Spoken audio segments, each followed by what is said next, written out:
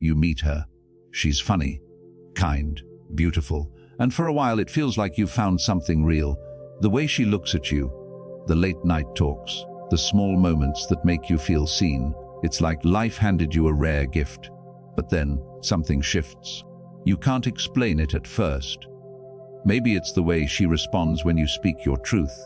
Maybe it's how you feel after spending time with her, drained instead of energized. You start second-guessing yourself. You question your tone, your timing, even your memory, and slowly, your peace begins to slip away. You're not angry. You're not even heartbroken yet. You're confused. You wonder, is this what love is supposed to feel like? You tell yourself, she's just going through a phase, or maybe I'm just too sensitive. But deep down, something doesn't sit right.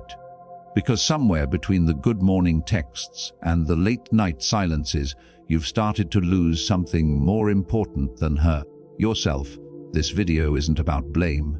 It's not about turning men against women. It's about giving you, a man of value, the clarity to know when something is no longer love, but quiet erosion. Stay with me to the end. You'll learn the 18 subtle signs of a toxic relationship, the ones they don't teach you in school. And more importantly, you'll learn how to reclaim your voice, your peace, and your power, not through anger or revenge, but through the quiet courage of Stoic clarity. You're not here to be broken. You're here to remember who you are. Let's begin. It usually starts small. You tell her something bothered you, maybe how she reacted in front of your friends. She pauses, smiles, and replies gently, "I never said that." You must be misremembering. You're caught off guard. You were sure it happened. But her tone is calm, sweet even. She doesn't seem defensive, just concerned. And that's what makes it worse. You begin to doubt yourself. That's the quiet cruelty of gaslighting. It's not shouting.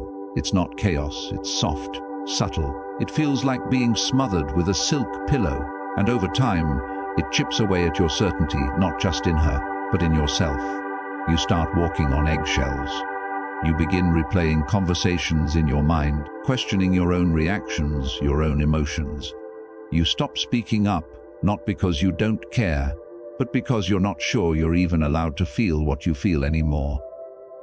Gaslighting is emotional erosion, and it's one of the most dangerous dynamics in any relationship because it attacks the foundation of your reality. When someone constantly rewrites the past, manipulates your memory, or makes you feel crazy for expressing discomfort, that's not love. That's control dressed in concern. Here's the truth: you are allowed to trust your intuition. You are allowed to name your reality. You are allowed to say, "That didn't feel right," and be heard. A healthy relationship doesn't require you to become less certain of yourself to keep the peace. It invites you to speak, to question, and to be met with respect, not revision. One of the most common mistakes men make is thinking they need to be more understanding when something feels off. But there's a difference between understanding and abandoning yourself. As the Stoics taught, if someone can shake your perception of reality, they can steal your peace. Don't let anyone do that. Ever. And if you've noticed this subtle shift, if your confidence feels like it's quietly fading, it's time to look deeper. Because gaslighting is never the end of the story. It's usually just the beginning. Next, we need to talk about something just as dangerous. What happens when your boundaries get crossed and no one seems to care? It doesn't always look like disrespect. Sometimes it shows up in the form of concern. "Why didn't you text me back last night?" Or disappointment, "You're choosing your friends over me again." Other times, it's guilt wrapped in sweetness. "I just miss you so much. Is that a crime?" At first, it feels flattering. You feel wanted, needed. But eventually it starts to feel heavy. You begin to notice that your time, your space, your rhythm, they're no longer yours. That's what happens when someone doesn't respect your boundaries. Boundaries aren't walls. They're not rejection. They're clarity. They say, "This is who I am. This is what I need to stay whole." Whether it's alone time after work, a guy's night without guilt, or simply the right to say no without punishment, boundaries are how we protect our energy and sanity. But when you express those needs and she reacts with irritation, silence, or shame, that's not a love issue. That's a respect issue. Take a real example. Mark, a friend of mine, used to train at 6 a.m. daily. It was his sacred time, a mental reset. But after getting into a relationship, she'd stay over and get upset when he'd wake up early and leave the bed. So he started skipping the gym, then sleeping in, then feeling off. Eventually, he didn't recognize who he was anymore. Not because she was evil, but because she crossed a line he stopped defending. Here's the Stoic truth. A man without boundaries is a man waiting to be broken. Seneca once said, "No person has the power to have everything they want, but it is in their power not to want what they do not have, and to keep what must not be taken." And what must not be taken is your right to say, "I need space, I need structure, I need to protect my peace." Healthy love honors those things. Toxic love sees them as threats. If your boundaries are being crossed again and again, even after calm, honest conversations, you're not in a relationship. You're in a slow unraveling of self. And here's what often follows when your lines are no longer respected: the blame will start shifting. Subtly at first, then all at once. Suddenly, everything becomes your fault. Let's talk about that next. It always ends the same way. You try to explain your side. You say, "That really hurt me," and somehow you're the one apologizing. At first, it's confusing. You brought up a concern, not an accusation. But within minutes, the conversation shifts. Her voice gets quieter. Her eyes well up. "I'm sorry I'm such a burden. I guess I can never do anything right. You must hate me." And just like that, you feel awful. Not for what you did, but for what she feels. The roles flip. You're no longer the one who was hurt. Now you're the one doing the hurting. This is the cycle of emotional role reversal. And when it becomes a pattern, it's a form of manipulation called victim playing. Now let's be clear, everyone is allowed to feel vulnerable. We all have bad days, but if in every disagreement she collapses into victimhood, something's off. It's no longer about understanding. It's about deflection and the real danger. You slowly stop bringing things up at all because you're tired of feeling like the villain. I remember talking to a guy named Eli. He once told his girlfriend he felt neglected during a rough patch. Instead of hearing him, she exploded into tears and said, "You think I'm a bad person. I knew I wasn't good enough for you." He spent the next week making it up to her, not because she wasn't hurt, but because she weaponized pain to avoid accountability. Here's the Stoic reminder: you're not responsible for how someone chooses to process truth. Marcus Aurelius wrote, "If someone is able to show me that what I think or do is not right, I will happily change, for I seek the truth." But truth can't exist where one side always hides behind pain. Healthy relationships include two people willing to look at their flaws, not just one person absorbing all the blame. If you find yourself walking on emotional eggshells, fearing that any concern will spark a meltdown or guilt spiral, take note. That's not harmony. That's fear management. And here's what often comes next. When blame becomes a pattern, so does disregard, not just for your feelings, but for something even more precious: your time. Let's go there next. There's one thing you'll never get back. No matter how much money you make, no matter how strong you become: time. It's easy to overlook, especially when you're in love. You want to be available. You want to show up. So when she cancels dinner last minute again, or shows up an hour late without a real reason, you shrug it off. She's just busy. It's not that serious. But it becomes a pattern. Your schedule bends more and more to hers.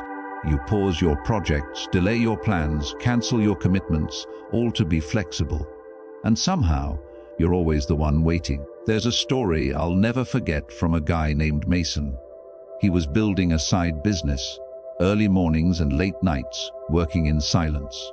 His girlfriend at the time would often say, "You're always working. Can't you just skip it tonight?" He skipped once. Then again. Then again. Before long, the business was stagnant. He was behind, distracted and frustrated, not just with her, but with himself. Because deep down he knew she didn't value his time. Not because she was cruel, but because he allowed it. And here's the thing, people treat your time based on how you treat it. The Stoics were relentless about time. Seneca wrote, "It is not that we have a short time to live, but that we waste much of it." When someone wastes your time repeatedly, they're not just being careless.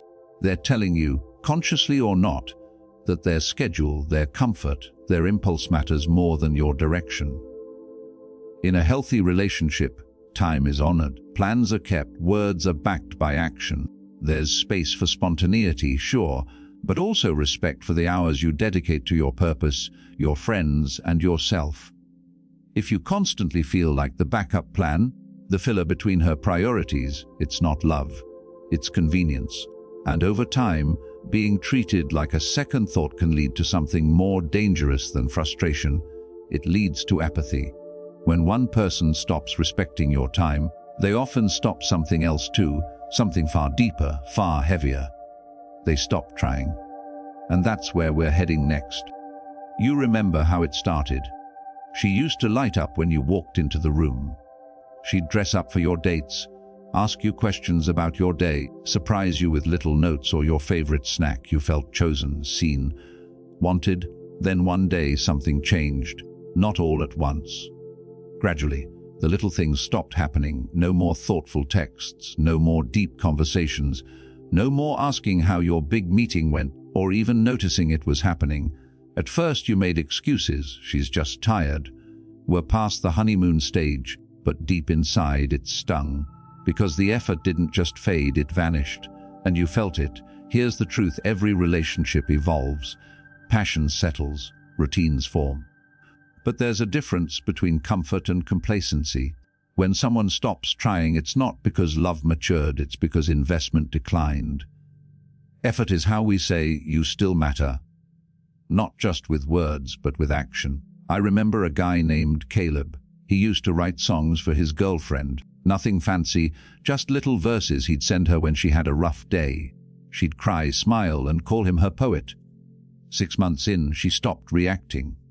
Eventually, she said, "You don't have to keep doing that. It's not a big deal." So he stopped. And slowly, so did everything else. He told me later, it wasn't that I stopped loving her. I just stopped feeling safe to express it. That's what happens when effort becomes one-sided. You begin to wonder if you're being extra or needy or dramatic, when really you're just starving for connection. Marcus Aurelius once said, "When you arise in the morning, think of what a privilege it is to be alive, to think, to enjoy, to love." Effort is love in motion, and when that motion dies, the relationship quietly follows. But here's the twist. Many men endure this phase silently. They tell themselves, this is just how relationships are. They stay and stay and stay until they no longer feel like men but placeholders, warm bodies, providers of consistency, not receivers of affection. If you're there, if you feel invisible in a relationship you once felt alive in, it's time to ask the hard question, why am I staying where I'm no longer being chosen? And if you've ever tried to bring it up, you might have faced something even more confusing. Not resistance, but redirection, the subtle art of being blamed for noticing the disconnect. Let's talk about that next. It usually sounds harmless at first. Jake's so ambitious, he just got promoted again. My ex used to plan these amazing dates. That guy at the gym is always so disciplined. You should try that schedule. She says it casually, maybe even with a smile. But something inside you tightens. It's not that you don't admire those people. Maybe you even respect them. But hearing their names, their traits, always in contrast to your own, it begins to chip away at you. That's the slow poison of comparison. Over time, you start to see yourself through the lens of other men. You question whether you're ambitious enough, fit enough, funny enough, masculine enough. And the more you adjust, the less you recognize who you were before all the shifting began. There's a guy I once coached named Brandon. He was dating someone who constantly compared him to her older brother, a high-earning, charismatic entrepreneur. At first, Brandon took it as motivation. He worked longer hours, picked up new habits, even changed his wardrobe. But no matter how much he adapted, the comments didn't stop. Eventually, he told me, I feel like I'm auditioning to be someone else's version of me. And I'm exhausted. Here's the problem: a relationship should challenge you to grow, not perform. Growth is internal. Performance is survival. The Stoics warned against this centuries ago. Epictetus wrote, if you want to improve, be content to be thought foolish and stupid. Why? Because true growth begins when you stop chasing how others look and start building who you are. Comparison is often framed as care. I just want you to be your best. But if the best is always someone else, it's not encouragement. It's erosion. The moment your worth depends on being as good as someone else, you've already lost the one thing that makes you powerful, your inner center. And here's the trap: once comparison becomes common, the next stage creeps in silently, the testing, where nothing you do is ever quite enough, because the goalpost keeps moving. Let's look at that next. At first it feels like a challenge. She pulls back a little, gets distant. You wonder if she's okay, so you lean in, a sweet message here, a surprise visit there. She responds, eventually, just enough to keep you trying. Then it happens again. She flirts with someone in front of you, only to say you're being jealous. It was nothing. She says, if you really cared, you'd prove it, but never tells you how. 1 week she wants space. The next, she's upset you didn't chase her hard enough. These aren't random mood swings. They're emotional tests, small traps to measure how far you're willing to bend. On the surface, it might seem harmless, maybe even romantic. Isn't love about proving yourself? No, love is about revealing, not testing. It's about honesty, not hoops to jump through. A guy named Jordan once told me about his relationship with a girl who thrived on these games. She'd go quiet for days, just to see if he'd fight for her. She'd accuse him of losing interest, just to provoke a dramatic apology. He spent months anxious, walking a tightrope between reassuring her and not doing too much. Eventually, he said, I felt like I was on a reality show, constantly being judged, never just accepted. That's what these emotional tests do. They wear you down. They make love feel like a competition, one with no rules and no finish line.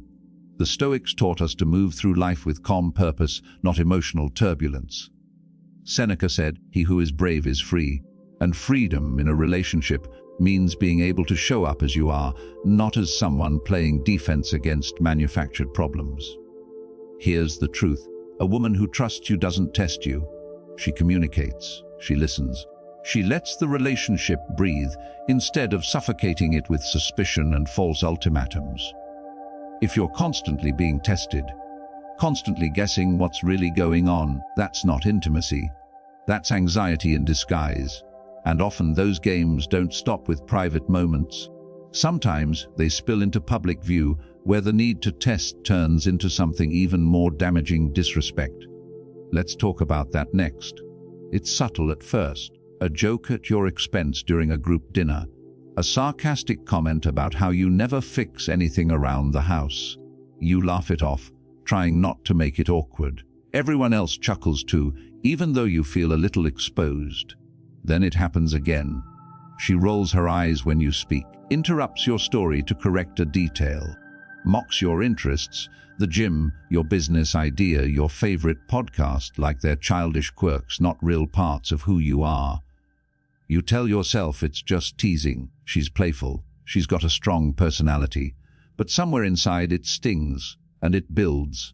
That's because public disrespect cuts deeper than private conflict. It doesn't just question your choices, it questions your dignity in front of others. And if it happens often enough, you begin to shrink. You talk less. You soften your opinions. You stop bringing her around certain people, all to avoid being embarrassed.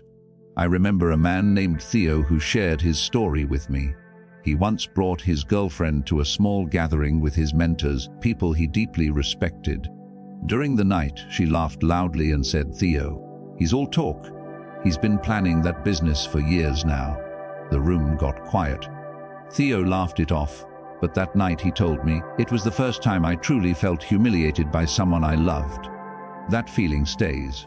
Because in relationships we expect protection, especially in public. We want to feel like our partner is our greatest ally, not our harshest critic. Marcus Aurelius wrote, "When you have the power to benefit someone, why withhold it?" That includes the power of words, the power to uplift, defend, and affirm someone's value. Public disrespect isn't strength. It's a lack of restraint. And when it becomes normalized, it teaches everyone, including you, that your worth is negotiable. A loving partner doesn't mock you for a laugh. She defends your name when you're not around. She doesn't compete with you in public. She reflects your strength with her presence. And if she tears you down in front of others, imagine what she's willing to do in silence. Speaking of silence, there's a kind even more damaging, not loud, not mocking, but cold and calculated. Let's talk about emotional withdrawal next. It doesn't come with yelling. There's no door slammed, no dramatic goodbye. Just silence. You ask if something's wrong. She says, "I'm fine," but her voice is colder, her presence distant. She stops touching you, stops asking how your day was, stops showing up in the small ways she used to. And you feel it. The temperature shift, the emotional winter settling in. This isn't just space. This is punishment.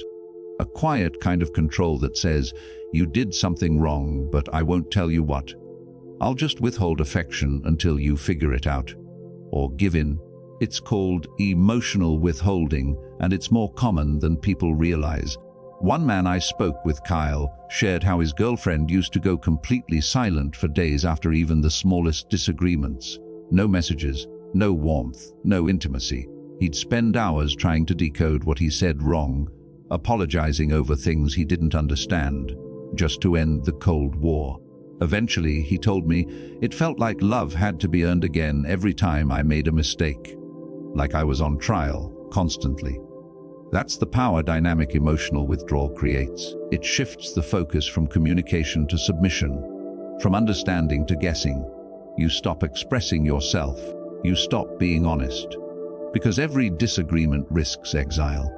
The Stoics taught that we must remain unmoved by praise or blame, that peace comes from within, not from others. But even they acknowledged the human need for connection.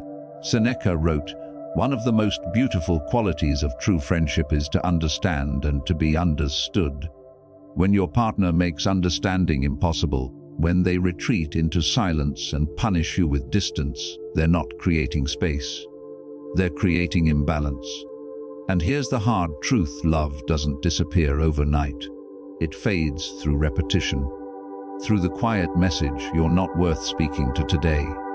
You begin to believe it. Emotional withholding is powerful because it's invisible. There's nothing to point at, no evidence to defend against. Only absence.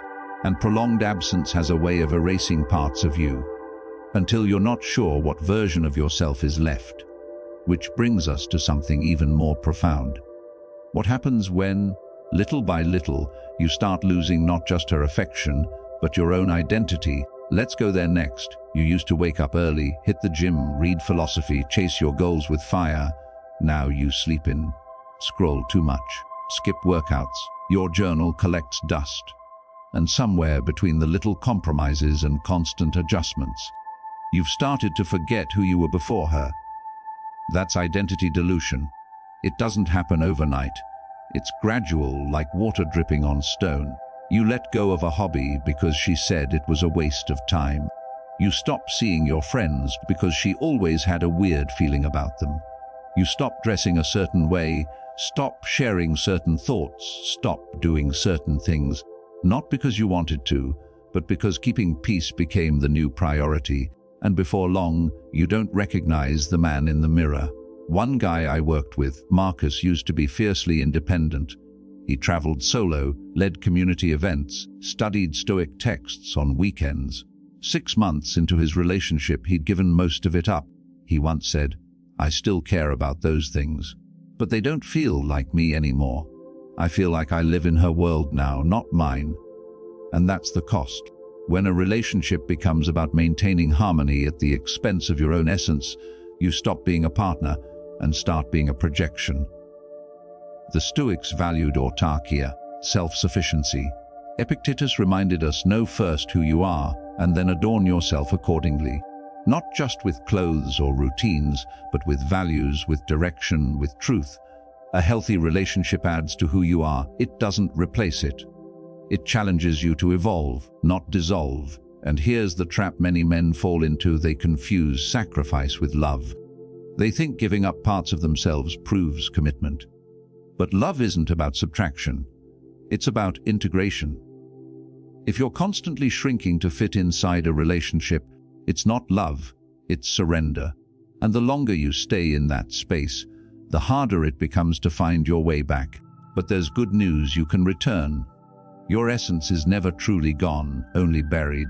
And sometimes it takes a breaking point to wake you up. A moment where you realize, this version of me, this isn't who I'm meant to be. That moment, painful as it is also the beginning of clarity. The first crack of light before the storm breaks. And in the next chapter, we'll explore exactly that. The moment everything falls apart, and why it's the most important moment of all. It sounds sweet at first. She tells you what shirt to wear because it looks better on you. She double-checks your texts before you send them. She starts speaking for you in conversations, finishing your thoughts, correcting your choices. You smile. You play along. It feels like care, like she's just looking out for you. But over time, it doesn't feel like support anymore. It feels like surveillance. This is infantilization, when love turns into micromanagement and your autonomy is slowly replaced by her authority. At its core, infantilization is about control. Not loud, aggressive control, but a soft, disguised version. It hides behind affection, concern, and the narrative that you just need help. And if you're not careful, you'll start believing it. You'll start doubting your decisions. You'll hesitate to lead. You'll ask permission instead of acting with confidence. A guy I once met, Anthony, had been with his girlfriend for over a year. She picked out his clothes every morning, ordered for him at restaurants, even told him which career options were realistic based on how she saw him. He told me, at first it felt good, like she believed in me. But now, I don't even remember what I believe in myself. That's the danger. A man isn't built to be managed. He's built to lead, with humility, yes, but also with strength and direction. And when a relationship starts shaping you into a safer, smaller, quieter version of yourself, it doesn't just limit your choices, it limits your growth. The Stoics taught that mastery of the self is the highest form of freedom. Marcus Aurelius wrote, "You have power over your mind, not outside events. Realize this and you will find strength." But if someone else is constantly doing your thinking for you, you're not mastering anything, you're being molded. Here's the subtle trap: most men don't rebel against this dynamic. They get comfortable. It feels easier to be directed than to decide. But comfort can become a cage, one that's hard to notice until you've forgotten what freedom feels like. And the longer you live under someone else's script, the more your confidence erodes. The more your voice fades. Eventually, you're not just being treated like a child, you start acting like one. And what happens next can be even more painful. Because once someone sees your weakness, they may stop using kindness to control you and start using your past to hurt you. Let's talk about that next. It always starts in moments of vulnerability. You open up about something painful, a childhood wound, a past failure, a part of you that still feels raw. She listens, she holds space. Maybe she even says, "You can tell me anything." And for a while, you believe her. But then comes the argument. It's heated, emotions run high, and out of nowhere she throws it back in your face. "No wonder your dad left. You're just like him. This is exactly why you failed at your last job, remember? You act like a man, but deep down you're just scared. You told me that yourself." Suddenly, that thing you trusted her with, that piece of your soul, is being used like ammunition. This is emotional weaponization, and it's one of the deepest betrayals in a relationship. Because it doesn't just hurt, it erodes trust. Not just in her, but in the very idea of opening up again. I remember a man named Isaac who once shared his biggest fear with his partner, that he'd never feel enough. She hugged him that night, told him she admired his honesty. 2 months later, during a fight, she snapped, Maybe if you were actually enough, I wouldn't feel this way all the time. He said it felt like something broke in him, not because it was a loud insult, but because it came from a place that had once felt sacred. That's what makes this kind of harm different. It's not just about what's said, it's where it comes from. From inside the walls you let down, the Stoics understood the need for discernment in vulnerability. Epictetus warned, "Be careful to whom you confide your secrets. Not everyone who listens is your ally." In a healthy relationship, vulnerability is treated as a gift, never a weapon. It's honored, protected, held with reverence. If she uses your pain as leverage, that's not love. That's power play. And the damage isn't just emotional, it's spiritual. You start closing off, not just to her, but to yourself, to others, to life. Because if the one person who knew your truth used it to hurt you, who can you trust? But here's the quiet truth no one tells you. Even when your voice has been used against you, you still have the right to speak. Even when your past is thrown in your face, you're allowed to protect your future.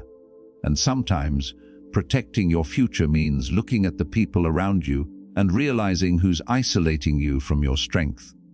Let's talk about that next. It doesn't start with "you can't see your friends anymore." No, it's much more subtle. It starts with a raised eyebrow when you mention them, a sigh when you say you're grabbing dinner with the guys, a quiet, "You always seem different after spending time with them," so you start seeing them less. Not because she asked, but because you don't want tension. You cancel plans, skip game nights, you stop reaching out. And before you know it, your circle has shrunk down to her. This is emotional isolation, not physical imprisonment, but the quiet removal of outside influence. It makes her the center of your universe and cuts off anything that could remind you of who you used to be. A man named Liam once told me that his girlfriend didn't like the vibe of his best friend group.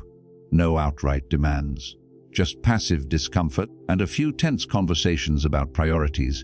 Over time, he ghosted his own crew. By the time the relationship ended, he said, "I didn't just lose her. I lost my brothers too." That's the real cost of this game, because brotherhood isn't just about hanging out, it's about reminders of your values, of your dreams, of who you were before you started bending. The Stoics deeply valued community. Marcus Aurelius, a Roman emperor, didn't isolate himself. He surrounded himself with men of virtue, strength, and discipline. He wrote, "If you are distressed by anything external, the pain is not due to the thing itself, but to your estimate of it. And this you have the power to revoke at any moment. But when you're isolated, you lose that power. You start believing her emotional weather is the only forecast that matters. And here's what's tricky.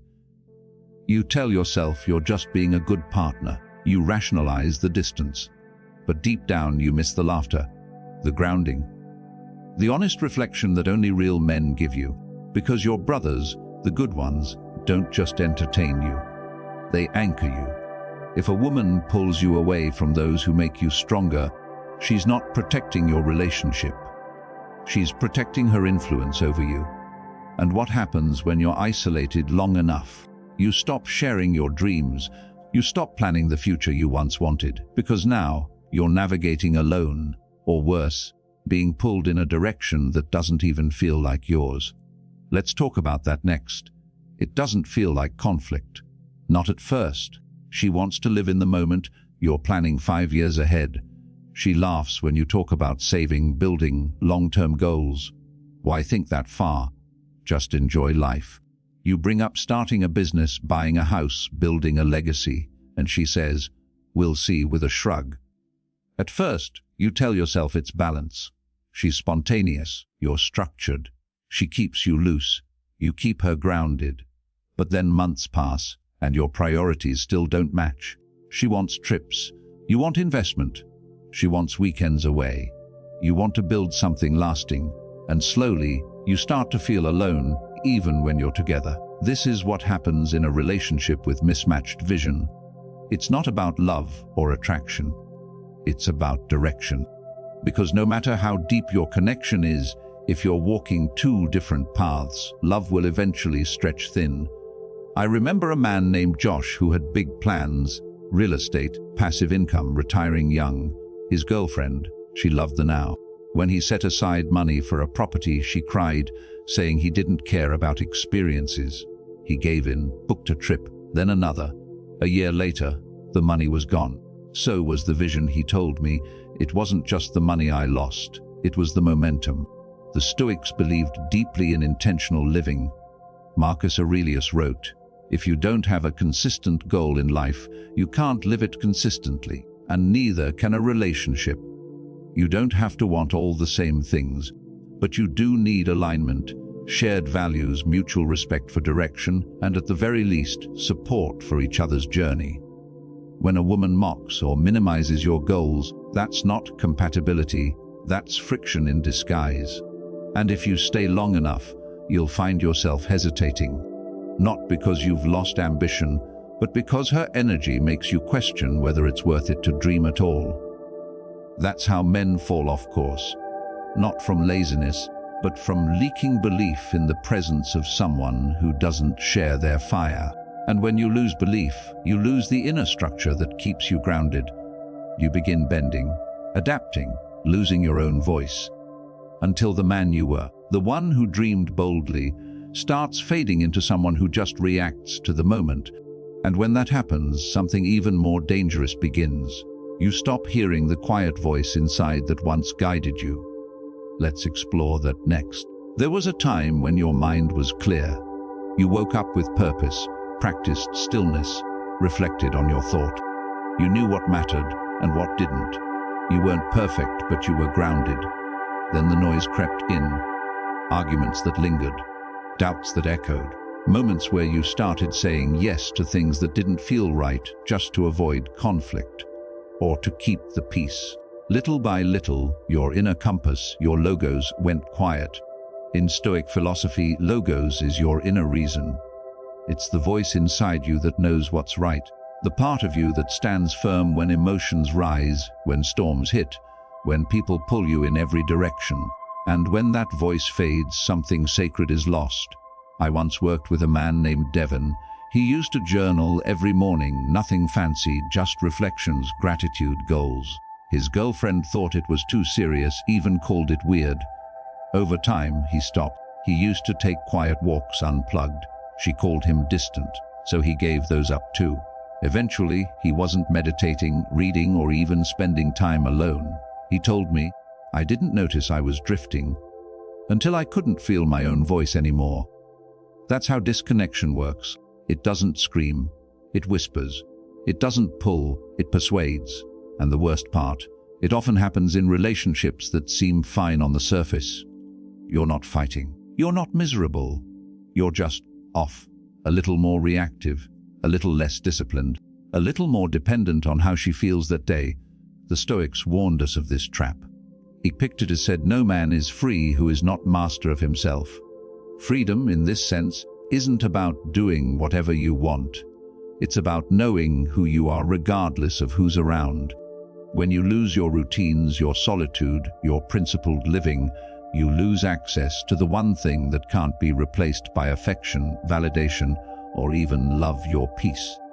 Because peace doesn't come from avoiding conflict. It comes from inner alignment, from living in a way that reflects your values, even when it's hard.